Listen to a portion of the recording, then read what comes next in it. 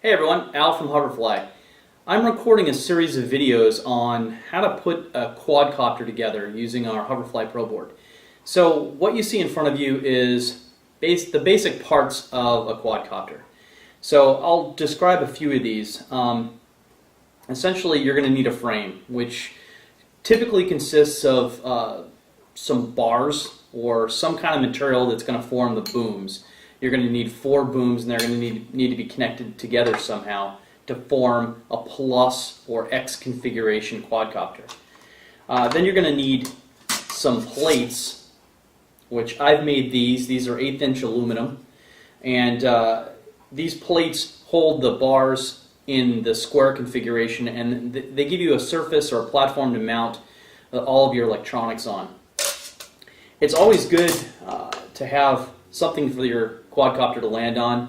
These are just some T-Rex 600, I think, landing gear, a couple of dollars. They're going to mount on the bottom of the mounting plates, and that'll provide something for my quad to land on.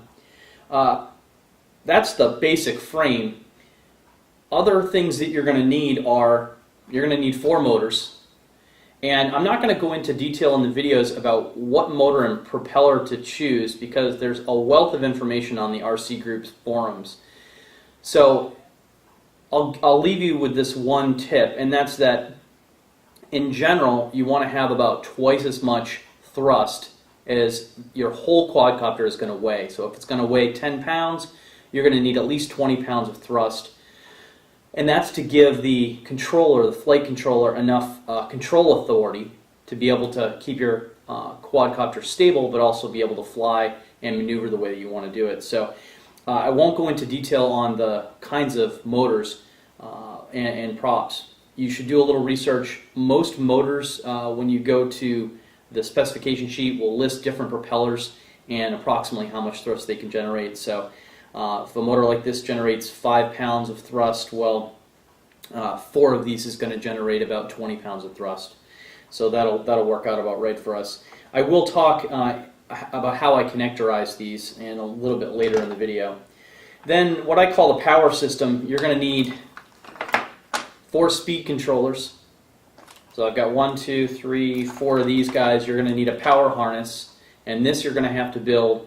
And I will have a video showing you how I put this together. That's all connected to a lithium polymer battery. This is a 4400 milliamp hour battery. Pretty typical for a quad this size. And then there's some extra parts here. You're going to need a dome to protect everything with. And then there's some extra parts in here, and I'll explain what those are as I build this. So in this series of videos, I'm going to go from these parts to a full quad, and then we'll go outside and we'll fly it, and I'll show you how to tune the gain and how to get it in the air. And as you can see, I've already built this quad and made sure that all the parts fit. That's the hardest part for you, is building your frame and getting your quadcopter together. As far as connecting everything together once it has the connectors on it and programming the flight controller and getting it to do what you want, that part's relatively easy, and I think you'll see that in the video.